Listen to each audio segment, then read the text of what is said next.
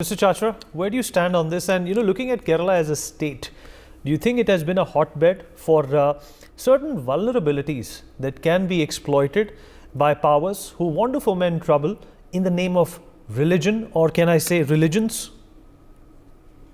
First of all, thank you for having me here. And I want to take this moment to express both sorrow and solidarity with the families who've lost people or in ICU in Kerala today, but also in Israel earlier on the 7th of October, but also what's going on in the Gaza Strip right now as aerial bombardments are taking place. Lots of people are dying by the hour. So I want to express deep sorrow and solidarity with all the families there, those who lost lives, those who've been wounded. Now, to your question on the blast today, so that I would not engage in any speculation at the moment. Investigations are going on. One person has owned up from the same congregation. Dominic Martin has owned up responsibility, but of course investigations are going on. So let me not get into speculative judgments here. On this other issue about your question on Kerala and Hamas. Firstly, on Hamas. See, India is one of the first countries which recognized, as the general was saying, recognized the existence of an independent Palestine state since 1948. Hamas has not been banned as yet as a terrorist organization. So, and also, Hamas is, we must understand, is a part of a political system and a political apparatus of the Palestine state, in this case in Gaza. So in legal terms, in strictly legal terms, the question of a Hamas speaker, ex-chief of Hamas, speaking at a rally, he's spoken before. In any case, Hamas is accessing all the media and they're speaking everywhere. So the question of him speaking at a rally, I don't see it as illegal or anything wrong by the existing law of the land. It had the state government permission as well. It also has, it is not on the list of 42 terrorist organizations that the government of India has. So I don't see any issue there. As far as, there is a freedom, people can access what Hamas thinks. So I don't see any causal link between the two events that have happened in consecutive days as far as Kerala today.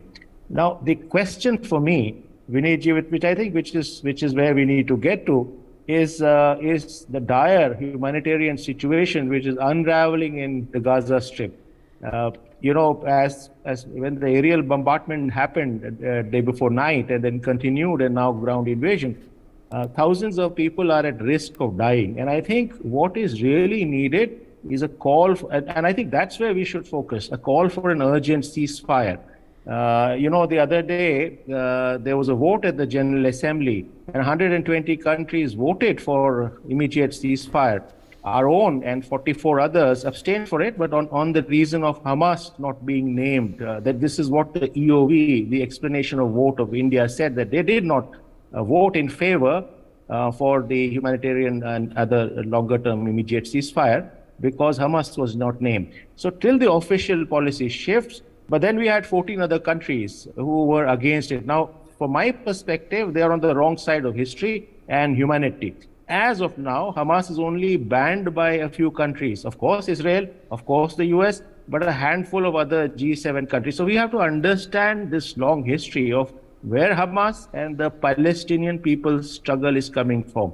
The point, Vinayji, here is the understanding that the state of Palestine is also in the immediate history a result of an ethnic cleansing process, ethnic cleansing of Jews from Europe with the Holocaust and then the mass, migrations into a colonial sort of occupation by Britain, which then divided Palestine and Israel and made Israel possible.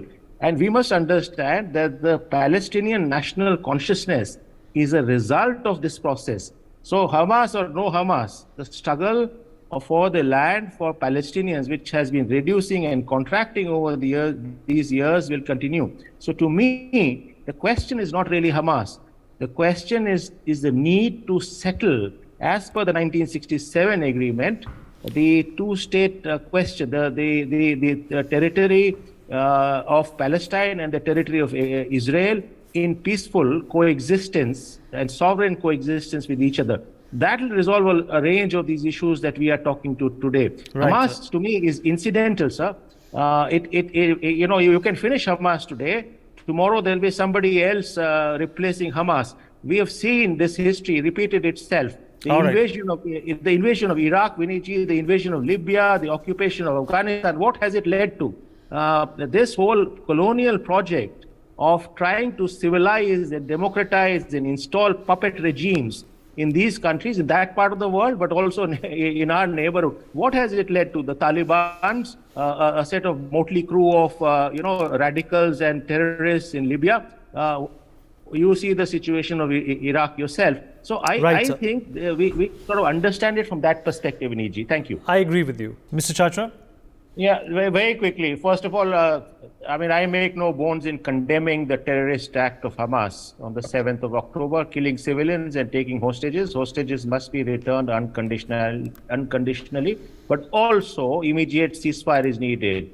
A vacation of land is needed. Mass migration of people needs to stop. Forced displacement of people needs to stop. Right, bombardment on civilians need to stop. Just one more second. I think these are violations of international humanitarian law and the Geneva Convention, and these are called war crimes. Whichever party, both parties. Secondly, and very quickly, just to say that it is a hegemonic colonial project, this invention called clash of civilizations. And we must be very, very alert and challenge it, because what it leads to is not multiculturalism, coexistence and peace for the future of our world. What it leads to is perpetual wars, and wars are defeat in themselves. Thank you, Vinici. Very well.